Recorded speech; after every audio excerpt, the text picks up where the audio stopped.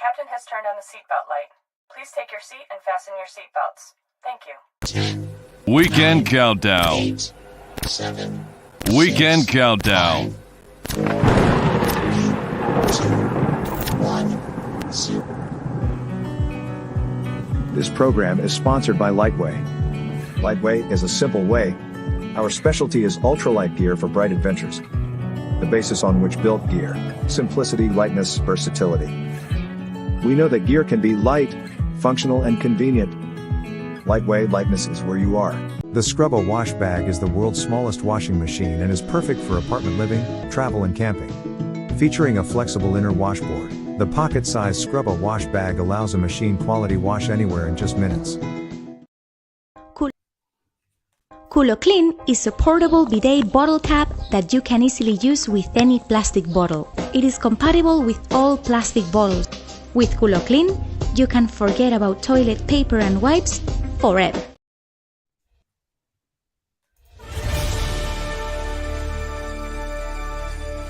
Hi everyone. Today we have a very special guest, Helena, a nature-loving adventurer who completed the GR11 with her brother. Helena faced many challenges along the way, but through her perseverance and indomitable spirit, she managed to achieve her goal and complete this incredible mountain route. We are thrilled to have her here with us today to share her story and experiences. Helena is a 24-year-old who was born in Germany and is currently residing in Austria. She is pursuing her MSc in molecular biology at Salzburg. Along with her studies, Helena works as a freelance artist and illustrator. Having grown up on a farm, she has always loved being outdoors since childhood. When Helena first learned about hiking long trails and living in a tent for days on end, she was captivated by the idea of experiencing it herself. She began by taking shorter trails and overnight trips, gradually progressing to hikes of several hundred kilometers. Through hiking has now become a crucial part of Helena's life, and every summer, she sets out on a hike for at least a few weeks. Last year, she hiked the GR11 and plans to hike the Pacific Crest Trail the following year. So without further ado, let's welcome Helena. Thank you for joining us today. We are sure that your story will be inspiring to many. Hey, Elena. Hi. How are you, Elena? Thank you so much for being with me today. I'm very happy to have you here. I have a lot of things to know from you. And before I ask you who you are, I need to tell you that I love to hike. And I remember that in the first hike that I did 30 years ago, I did it with my sister. We climbed it. The highest. I'm from Dominican Republic, living in Barcelona, and we climbed it, my sister and I, the highest peak in the Antilles, in all the Caribbean, and it was so an incredible experience. And I feel really connected with you, Elena, and your brother, because you did the GR11 with your brother. And when I saw your video, actually my wife is the one who saw your video, and this is my wife who told me about you. And I said, wow, she did it like the same way that I did it. So I'm very connected with you. So Elena, thank you so much for being with me today. And Elena, who is Elena Hike? Yeah, first of all, thank you for having me. Yeah, you want to know about me? Or? I want to know, Elena, who you are, how the hike world comes to your mind, but also I knew that you were riding a bike, a very long ride before this interview, this past day. So, I mean, how do you get to the GR11? How do you get to that point? Yeah, so I guess I don't know when I first found out about thru hiking, but it's quite some time ago. I think it was when my brother watched a documentary about the Appalachian Trail. And that's like when we found out that it's possible to hike these long trails and live in the tent for such a long time. But I was not really feeling the vibe of the Appalachian Trail. And then I found out that the Pacific Crest Trail exists. And this is basically the first long trail that I ever heard about. And then I was in my mind, yeah, I will hike this trail one day. But of course, when I found out about the trail, I was really young. I was still in high school, so there was no way that I could go and hike um, 2,000 miles. So Yeah. I made plans to start hiking in my backyard. Basically, when I was living in Germany, I went hiking in the forest, and Okay. then I did my first longer hike in 2018. That was in Sweden, and that was just 2 weeks. But from that, I built up, and then I did the Slovenian mountain trail. I did the GR100. Wait, which is it? The one on Mallorca. The 221, GR221, and then I did the Slovenian mountain trail, and then I was looking for some trail that was not like months long, but Okay. I could fit into the summertime, and that's how I Okay. found the GR11. Wow. And how do you? I mean, okay, you found the trail, you found the one that is suitable for you, perfect in time. But my question is, who till first to do the year 11, to do it in when you did it, your brother or you? I mean, who was the idea, or do you think it to do it by yourself, or your brother decided to do it by himself, and you say, no, I'm going with you? I mean, how was that first to decide? Let's do it this summer. um,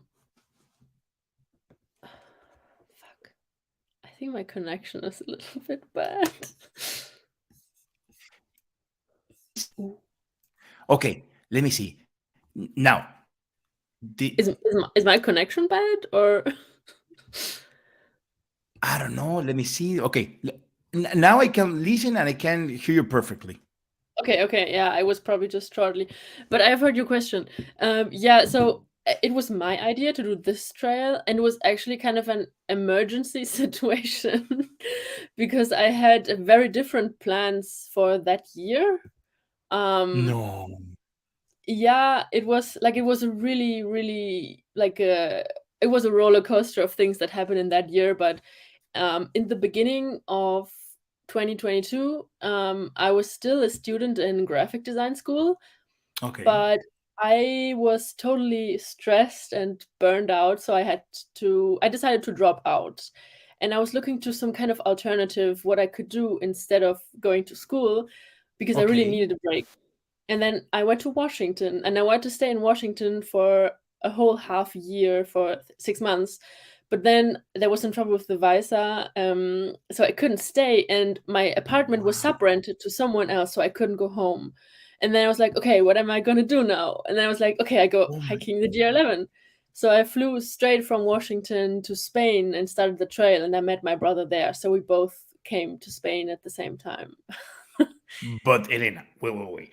So, but you decide to do the year 11 without preparing yourself physically. I mean, you just said, let's do the year 11 because when you were in the situation with the university, the visa, all that, for sure, you don't have a clear head to train or to do exercise. So how do you prepare yourself physically to do the year 11? Yeah, this is actually, it was a bit of a problem because I did not prepare in the way I would normally like to prepare, Okay. because I went into the trail with a knee injury. Uh, What? yeah, I was not allowed to work out for 2 months, and that just ended when I reached Washington. But I still Okay. had knee pain, whatever I did. So yeah, it took a long time to go away, and still on the trail when I started hiking, I had pain in my knee. But interestingly, the pain went away during the hike. So the hike cured my knee pain. God. My brother and So I sat. one should be the opposite. But okay, perfect. And this is okay. This is what happened with your physical preparation. Okay, my question is mentally. How do you prepare mentally for what you will be experiencing? And in that moment, you mentioned that there was a heat wave that you suffered. So in that case, if you're not well prepared mentally, you will say, you know what, this is not for me because the heat wave here in Spain is so hot. It's very, very hard. How was that? Yeah. Um, I think. I didn't really prepare much mentally. I was definitely very scared going into the hike. I had like a lot of respect for the mountains, for the Pyrenees. I've never been even close to this area in my whole life, so everything was completely new. But also the fact that I did not go into it alone. I was with my brother, and I mean, we're twins. Like, we have spent our whole childhood Yeah, he's together, so and funny. Like you can see that image. He's so funny. yeah. Um, and I think it just gave me a lot of comfort knowing that I was going in it with him, and this made me not really scared at all. So I think my mental preparation was like, I am safe because I know I'm not alone. I'm with my brother, Okay. and everything will be okay. Wow. Great. That's amazing. That's incredible. And you really had a great time. Elena, seeing your videos, something that drives my attention is that you are always smiling. Well, you see, you are always Yeah. smiling. It was because you were in front of a camera, or do you have a tough moment in the trail? You mean why I'm smiling all the time? Yeah, yeah. If I saw you, if I saw you, you say, "Wow, she has so great time in the GR11 that she really enjoyed a lot, and it was a very easy trail." But the truth is, it's not easy. So behind the camera, did you continue smiling or not? Or there's a moment where you really suffer? Yeah, I guess there's both. Like, sometimes when I hike and the weather's good and the trail is beautiful and everything, then I just smile walking up the mountain. I'm just like full of happiness because this is just Okay, my favorite thing to do in the world. But okay, there's also days when I'm definitely not smiling. Like, for example, when I was sick or when I had pain, then I'm not smiling. But I think, okay, like, mostly when I'm around people, I can be very, like, yeah, enthusiastic and smiling.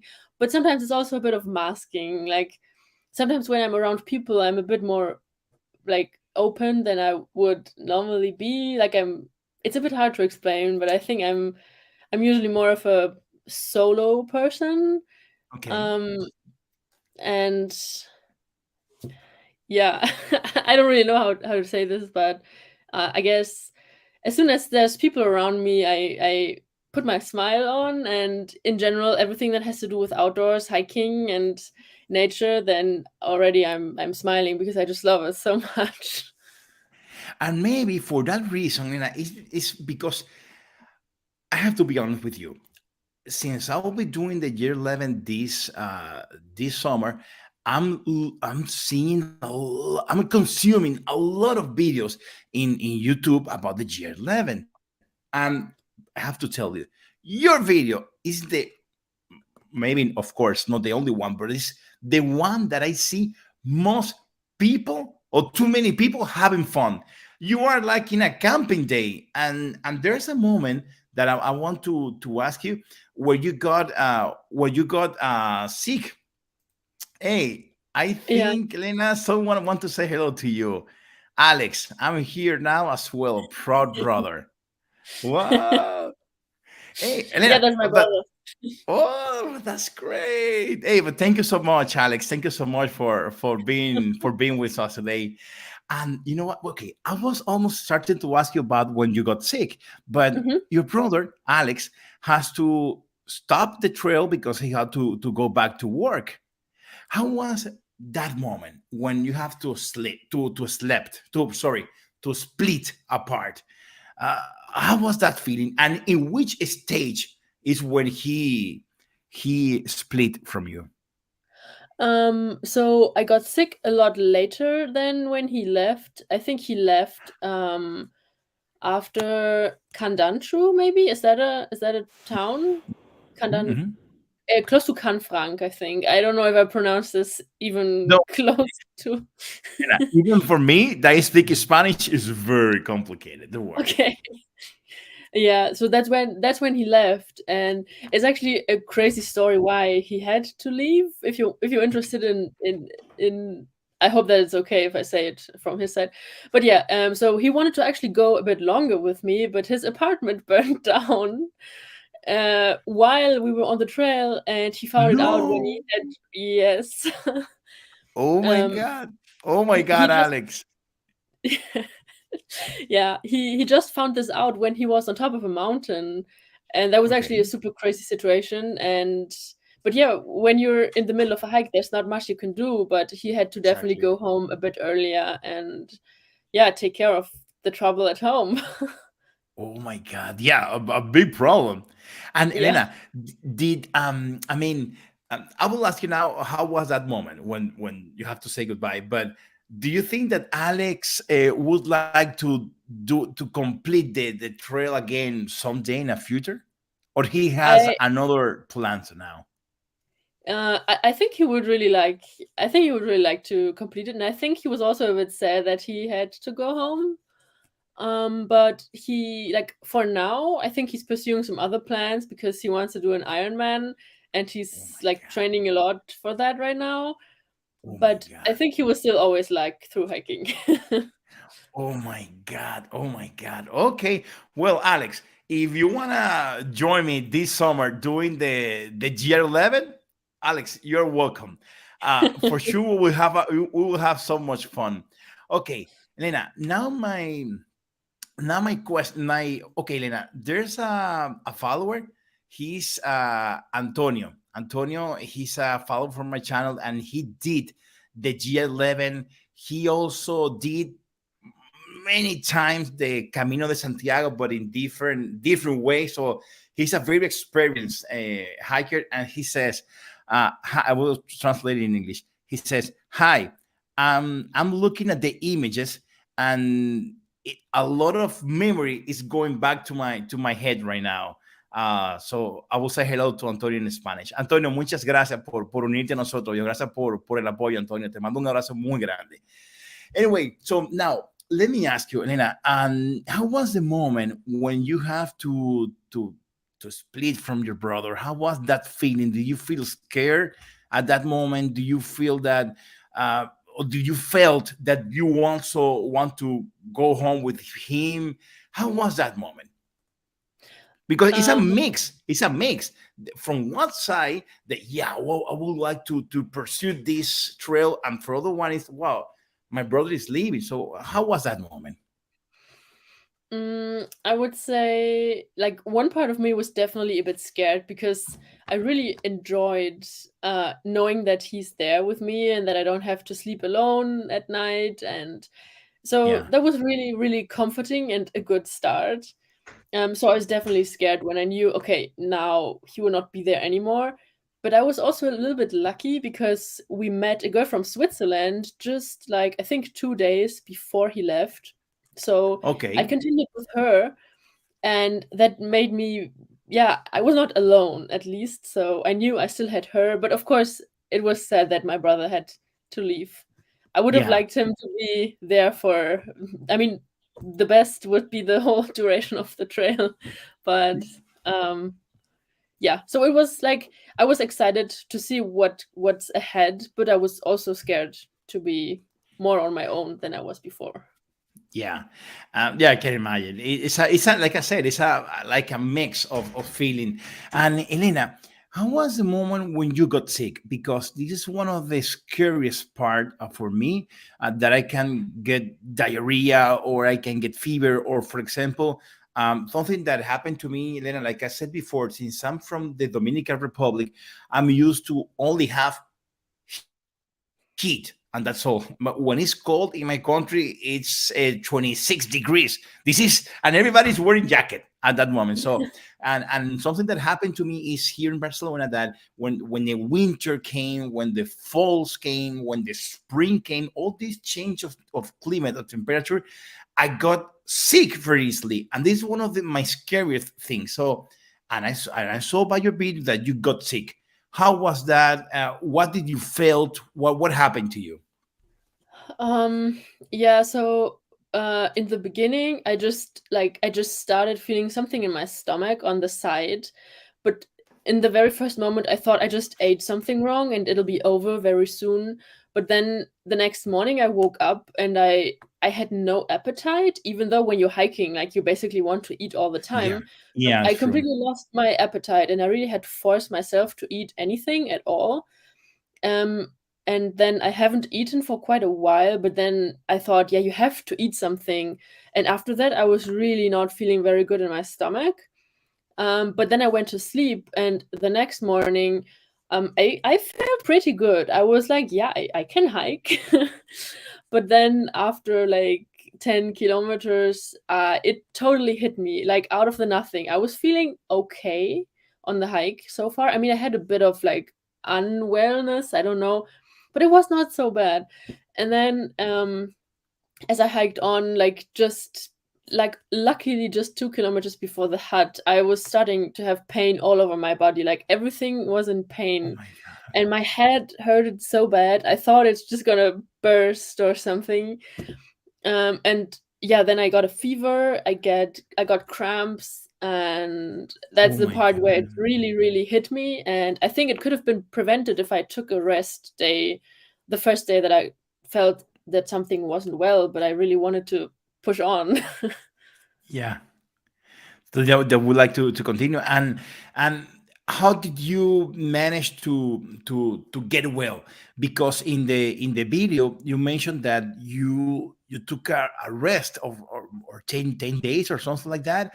And when I listened that, Elena, I was afraid of you because what happened to me is I'm preparing physically to the year 11. I'm going to the gym every day. Maybe it doesn't look like I go to the gym, but yeah, I train myself a lot.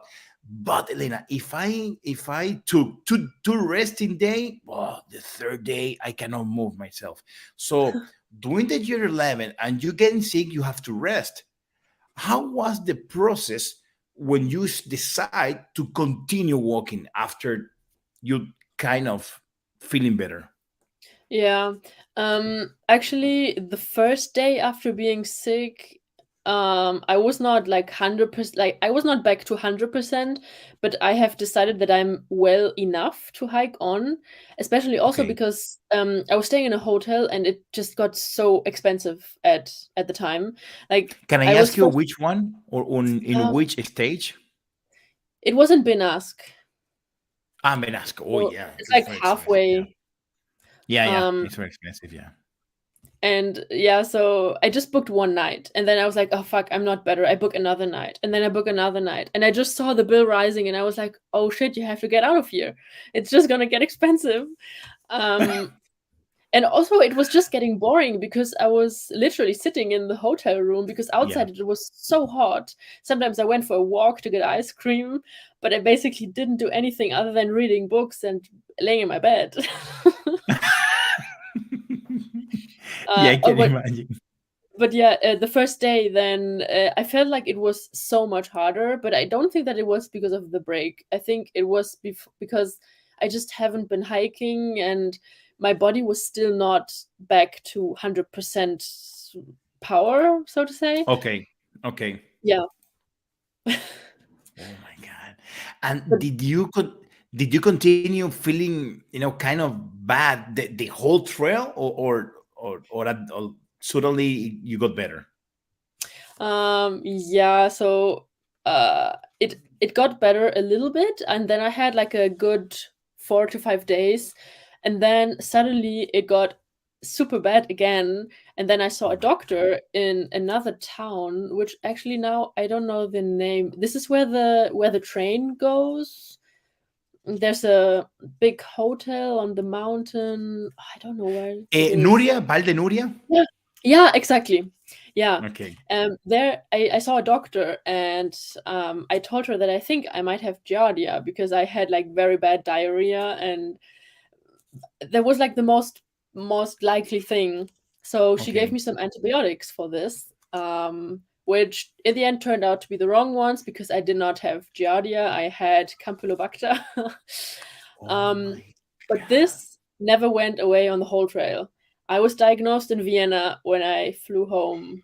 Actually, 2 weeks after I got home, I got the diagnosis, so I had it all the time, and I never checked on it because maybe I could still have it, but I don't think so because the symptoms are gone.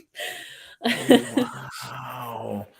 So Yeah. but that's amazing that even that at the end, you're always smiling. Well, not when you say that you are feeling that you're not feeling well, but at the end you're always smiling. So congratulations to you. That's amazing. That's amazing.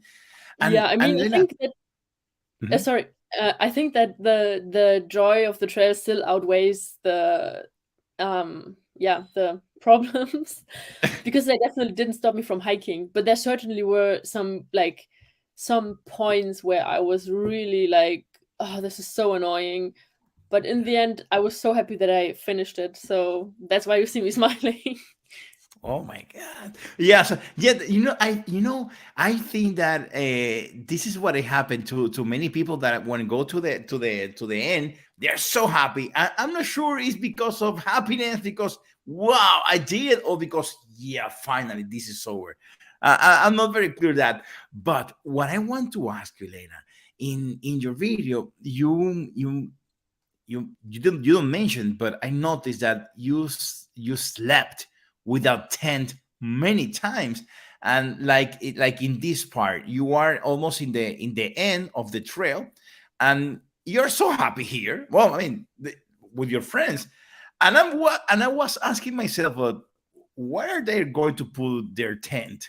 And I'm continue looking the video, and this is when you mentioned this is the last night, seeing the sky, the stars, and I said, wow, but near Cap de Creus, it's this wild boar, there's insects, I don't know, a snake, whatever. How do you manage, Elena, to sleep without tent? Because maybe um, this is so beautiful, but the reality is no, there's yeah, animals. How? I think that very honestly, I don't think Yeah. that like what is the worst that can happen if there's an animal? Like maybe it's gonna sniff the tent, but like if it's life or death, the tent is not gonna decide whether or not you survive an animal attack, right? Like Well, yeah, this yeah, because thin if a layer of wild, plastic. yeah, if a wild boar want to hit you, yeah, they will hit you with a chain or with a tent.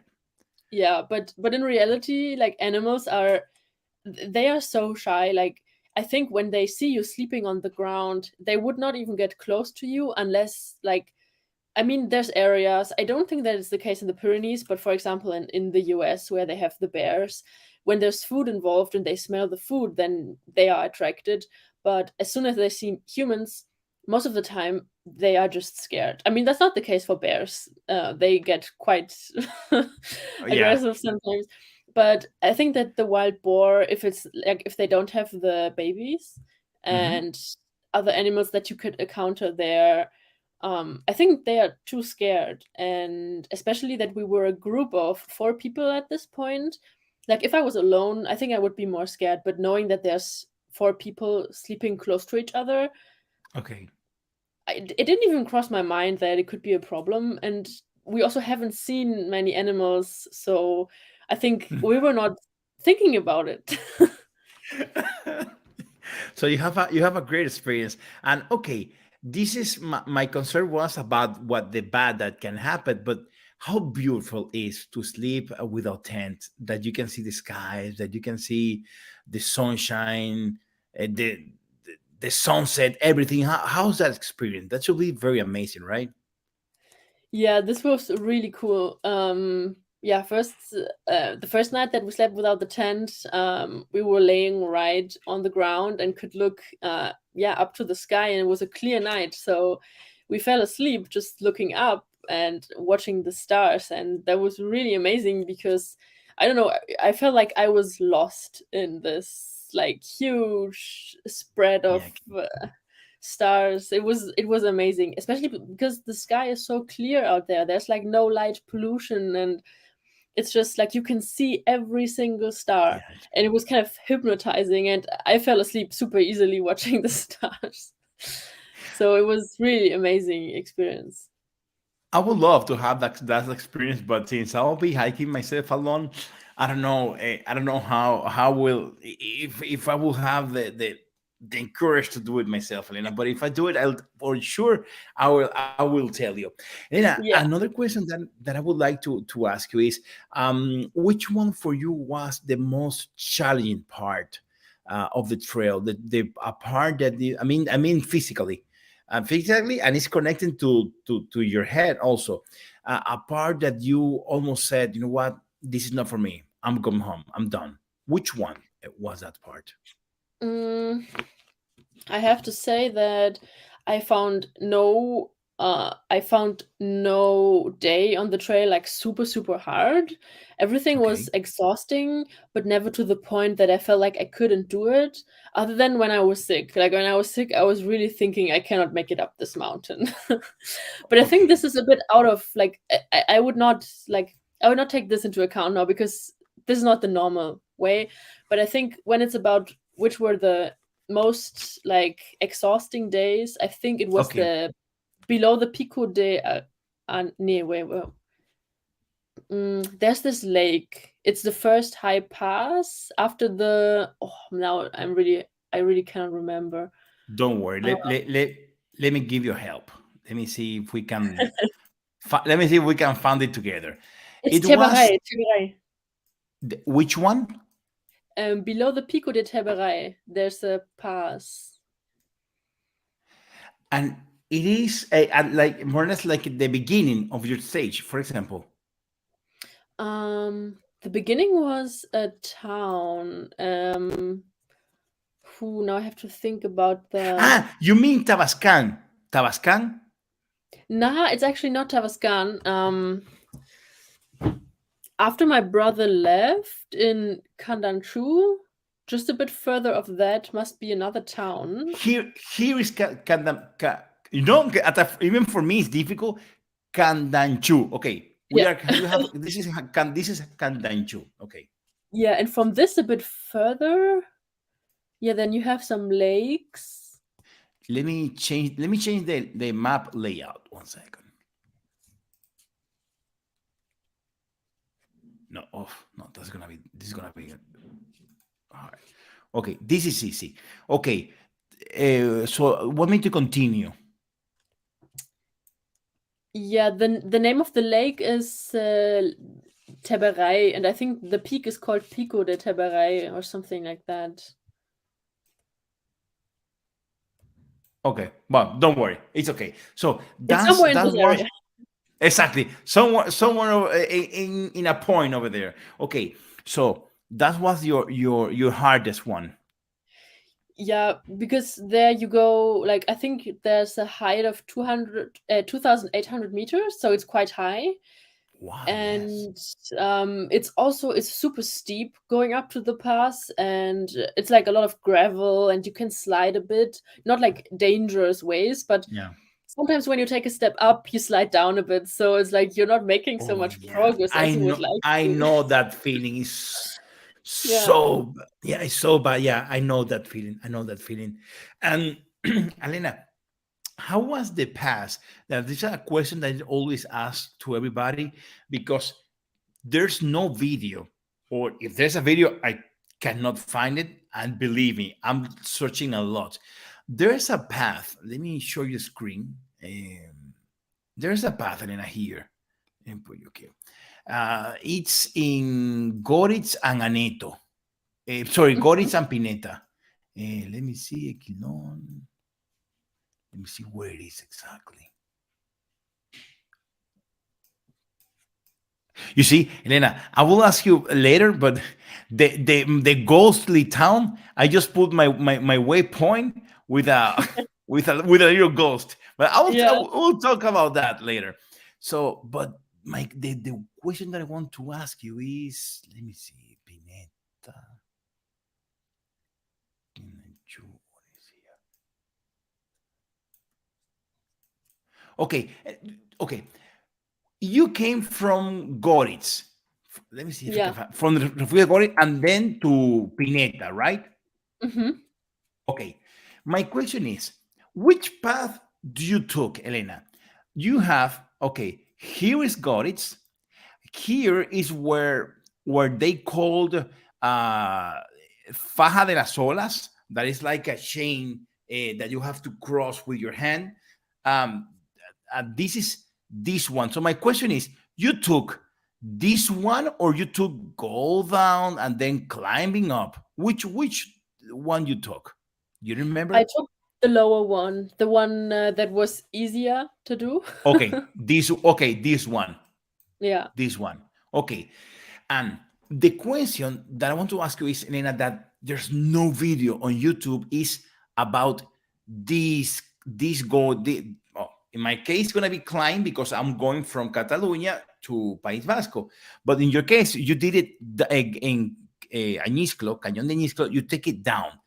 Yeah. That you can see over there is so hard. How was that moment? How is that road? Is really that is so technical and complicated as everybody is saying, or not too much? I honestly don't think that it was so technical. I've definitely heard things from other hikers that this is the hardest day of the trail and so on. But I mean, I hike a lot and I live in Austria and I have seen trails that are barely existing. And I think that this trail was not so bad. Like I have seen worse, but it was definitely a very long, steep part. So I just took some breaks. Like sometimes I sit down and drink something just to, like give my knees some rest. Not because I felt like I have to do it, but I just thought, yeah, it might be better to do it. And that was fine. Okay. And enjoy the view. Okay. And Elena, did you find any problem placing your tent, searching for a place to put your tent? Because I'm asking you, Elena, because all the people that I have interviewed in the past that they mentioned they did the GR11 with a tent, then everybody agreed that it's so hard. Not when you are in the high mountain, it's not so hard, but when you are starting or ending, that you are not in the high mountain, yeah, it's very complicated to find a place to put your tent. Is that correct, or you found a place perfectly? Yeah, especially in the beginning, it was not so easy. Like sometimes we were like, oh yeah, we would like to camp sometime soon, and then we didn't really find anything suitable. Especially in the beginning when you start from Benin, from the Basque country, then there's lots of small villages where it would be flat, but you obviously cannot camp close to the village. So there, it was not that easy, and we also did one illegal camping. There was a church, and we just put up this tent right next to the church, and someone told me later that it wasn't allowed, but Elena, we didn't know. let me tell you, I saw many people. Actually, my first interview was to Sasha. She's an American girl, and she told me at the beginning, because she's starting in Catalonia, most of the place where she slept was next to a church. So Elena, don't worry about that. Everything was okay. Everything was okay. And Elena, how was your water source? Did you find water source easily for drinking water, for cooking, and also to take a shower? Because this is one problem that I'm really afraid, Elena, that maybe, I don't know, maybe I'm from the Caribbean and I take a shower twice per day, even now in winter. And now that everybody's telling me that the first stage there's not enough water source, and I say, well, so I need to hike. I will be dirty, and then I need to get into my sleeping bag as dirty. No, you can take a bottle, like Andrea. He said, no, I took a water bottle shower. I said, yeah, look my body. Look at my size. Look at I'm so big. I cannot take a shower with one bottle. So how was that while you do the Gen 11, Lena? It was easy. Yeah, so in the first part there really was not that much water, and we really planned like we looked on the map where there's water, and then we planned just always how much water we're carrying, how far we get with this, and then we tried to camp in places where there was water at least nearby, and that worked out pretty well. And I think it's also in my video where like there was this garden hose just at this spot where we camped, and so we could take a shower with the hose, just like putting the water on it. But they were super lucky. It was mostly not like that. So I think in the first stretch, like before you reach the High Pyrenees, there is basically not much water. If you want to take a shower, you should probably take one in the town that you go through. Okay. But later, as soon as you get to the High Pyrenees, there's several lakes every day, and we just took a swim in every lake that we saw, basically. So we did Yeah, not I take saw showers. it. Yeah, I saw it. I saw We it. just went in all the lakes. So yeah, no showers needed. Yeah, I saw it. I mean, and also you mean when you're saying when you start in the north, so it's like the green area in Catalonia is so dry that the water there is even harder to find a water source. In Catalonia, near Cap de Creo, Vilaminiscle, Requesens, is harder. It's harder. And how long does it take you to take to do the G11, counting the days being sick and all that? How long was the whole trip? Yeah, with the sick days included, it was 45 days. Okay, so but even that it's okay. It's a great timing. Yeah, I think it was quite good. Okay, yeah, for sure.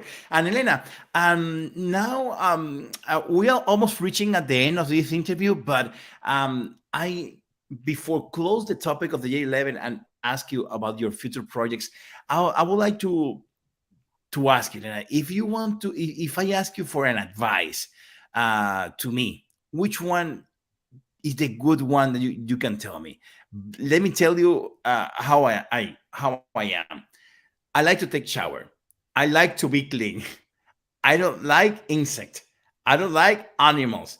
Maybe you will say, no, you're staying in your home. Okay, but what should be your best advice? Because right now I'm planning my road, how I'll be managing, and it's being hard for me to find the water source, training, because one people say, no, go lift weight. Other one, no, you have to lose weight. No, you have to mix it. No, do cycling. No, do yoga. I cannot do yoga, man. See my body. So Elena, which one to be your advice now that you have come to the end of your trail? What do you I learn? I think my first advice on the training part is I wouldn't like lifting weight is always good because it prevents you like it's good for your joints. Like if you strengthen the muscles around the joints, then the joints will be more protected. So it's always good. But I think Okay, just just by walking a lot, like because walking is what you're gonna do. So I think the best way to train for a long walk is by walking, and that's how what I do. Like sometimes, I mean, I have the option, but sometimes I just walk to work instead of taking the bike. I mean, the bike would okay, also be good, but I just try to walk more in my normal life. I do everything walking just so my body is used to being on my 2 feet. okay, um, and the other advice would be because you're starting from Catalonia, I think that especially in the for me last part, for your first part of the hmm, trail, there were quite a few campgrounds that we stayed on for the nights, and so we were able to take showers. And you can do the same because we found that in this part it was hard to find campsites in the wilderness, and especially if you're like a bit scared of animals and so on, maybe you can start by just going to the campgrounds. So then you don't have to deal with the wilderness right away, but you will be sleeping in the tent. But you can also have the okay, shower. So it's basically just okay, good things, I would say. okay, And there will be other hikers too. So yeah, that's okay. really good. Great. No, I will take your advice. Elena, how did G this is the last question about the 11. How did the G11 change you? How do you feel? I mean, if you feel that changed your life, because a common topic for everybody that have I have interviewed, they say that they change their life. They make it the G11 make them stronger, more positive. And I say, why? And they say, no, because you are the whole day thinking where to eat, where to drink, where to place your tent. And when you go home, everything is any problem is too small because over there you are like in survival mode. So saying that the G11 change you, make you stronger. How's your feeling about that? I would actually say it changed me in many ways, not only this trail specific, but many trails also. But specifically for this trail, I think that like making it through this trail with all the challenges that I had, like the problems with my knee, and then being sick, and I also had an inflammation of my tibialis anterior. That was a bit later. I don't think that I mentioned it in the video, but I had a lot of pain in my foot also, and like I just had so many problems in one hike that I have never had on any other hike. And I was really close to giving up at some point because of the sickness, and everyone told me that it's dangerous, like I'm risking heart muscle inflammation and things like that. And many people that I met, like strangers, told me that I should get off the trail.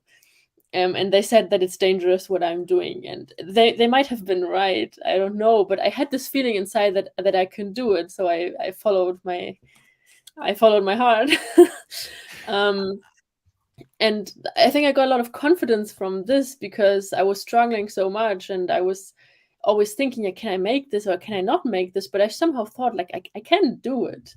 But before going into the hike, I was really afraid that I wouldn't be fit enough, that I would be too scared, that something goes wrong. And I have this before every hike that I have done. I had it before every hike, and I still have it before I start a hike. I'm always afraid that I will not be fit enough. I don't have much trust in my body, and I think the trail really made me realize that even with this much things happening, there's always a solution that you will not see in the first moment when the problem appears. But there's always a solution, and you just have to like really fight to find the solution, and then you will make it. And I think this is true for almost everyone. Wow. Wow, what a such a great story, Elena.